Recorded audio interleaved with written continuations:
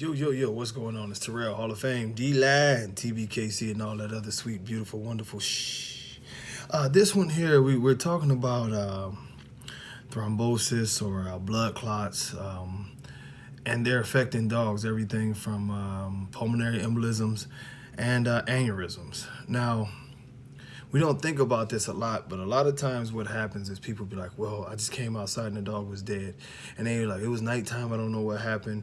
And, some of the symptoms that they describe, like the bleeding from the mouth and the nose, actually points to the fact that they may have had an issue that deals with blood clots, and especially pulmonary embolism, which the American bully, and y'all excuse me with my pronunciation of these medical terms, but But especially with the American bully, it's several things that come into play.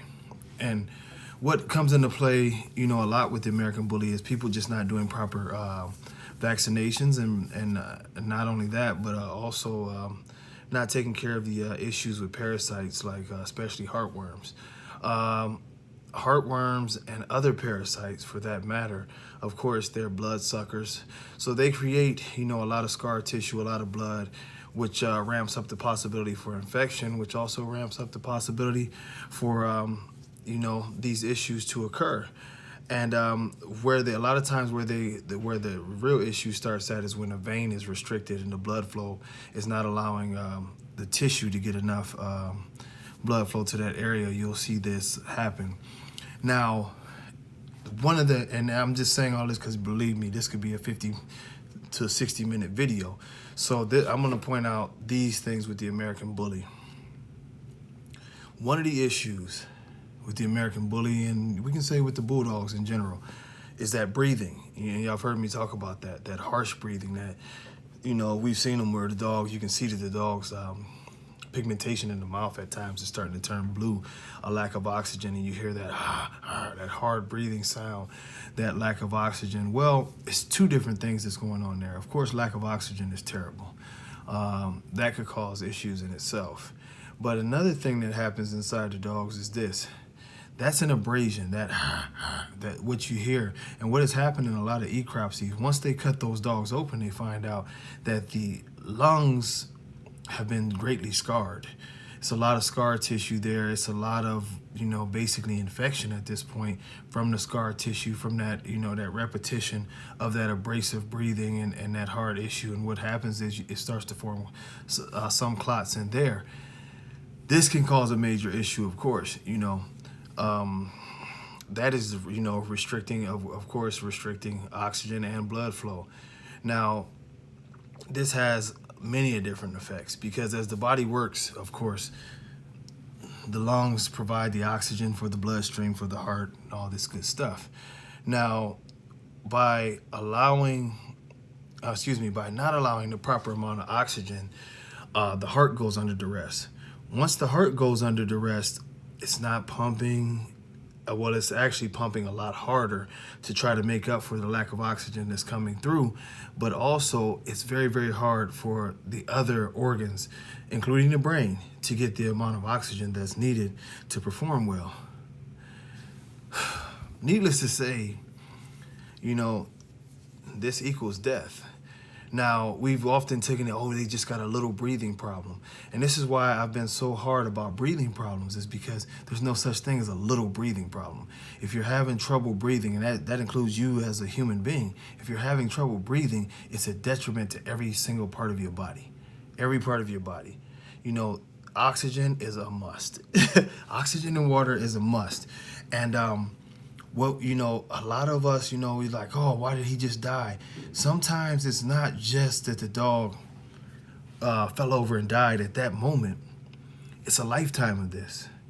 It's a lifetime of the heart being under duress. Many of these dogs have had heart attacks, and people who have ecropsies know this, that their dog had heart failure.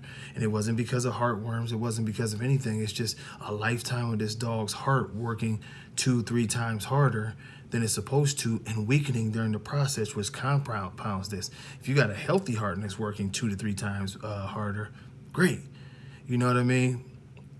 Not great.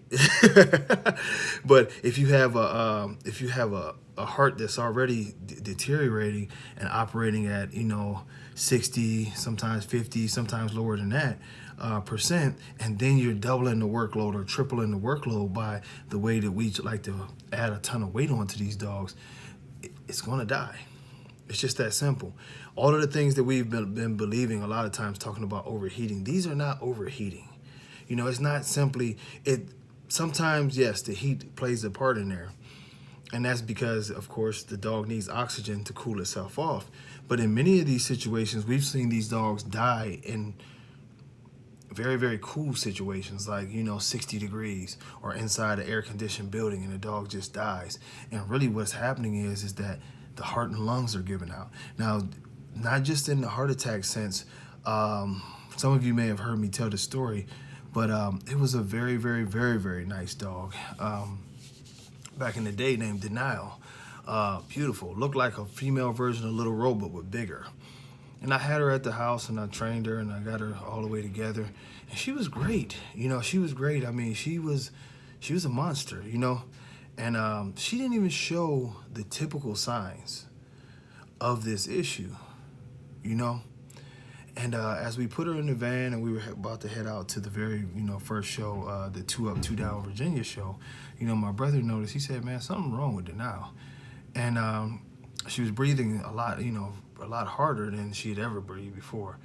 And then, it's like she went to sleep. We could see she was breathing, but she wasn't responding. So we was like, what the hell's going on here? And so, of course, we took off to the emergency vet.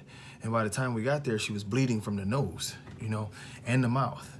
And once we got her in there, I sort of had a good inclination of what I was going to be told. But once we got there, it was the doctor who was there said basically there was no way to save her. He went into emergency mode and tried to, clear out some of the fluids that had got into the lungs and everything. But it was actually that, she had ruptured from the inside and her lungs was filling up with blood, So this is something that happens in this breed. And like I say, she was actually a healthier dog, and this happened too, but she was big and she was very, very muscular. And in that case, the veterinarian believed that she didn't have heartworm, she didn't have anything, but some of these dogs, and I've told you guys this before, their inner workings are not really made for the mass that they carry. And this is what happens when we're experimenting. We're playing Dr. Frankenstein sometimes. And sometimes these things just happen. It happens with people, unfortunately. As we progress in this breed, we have to pay very, very good attention to the cardiovascular health of these dogs.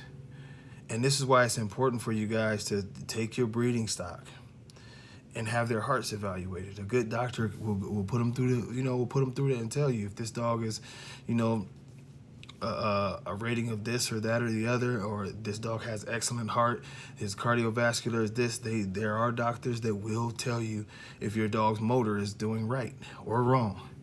But the one thing I'll tell you is that as we play Frankenstein, Dr. Frankenstein over here, you have dogs in this breed, like the pug, like the English bulldog, that has severe breathing issues.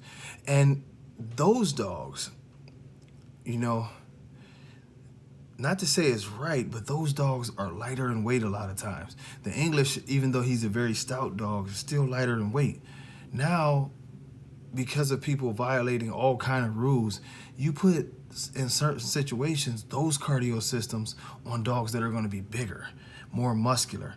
And it doesn't matter how good your dog looks and how great in shape, the heart has to support all of that mass. Even if it's straight muscle, even if he's tight, he looks like a bodybuilder, the heart has to has to be able to support that. If all of that muscle is not getting the proper blood flow and nutrients are not going everywhere and the organs are not getting what they need, the dog's going to die. And, in short, I'm being very honest with you guys. This is why we see a lot of these dogs dying prematurely. It's been a fast pace to try to pick up as much size as possible. And during this course of us chasing, the Incredible Hulk, we've totally forgotten about, the engine on this thing. it is going to become more and more important for you guys to really, really, really check to see. And I'll tell you, some dogs, you know, like I talk about Mandela, of course, that's my dog. So he's big, he's heavy, you know, he's heavy. He's a very dense dog, but he sunbathes, you know. He gets out on long walks with me, no problem.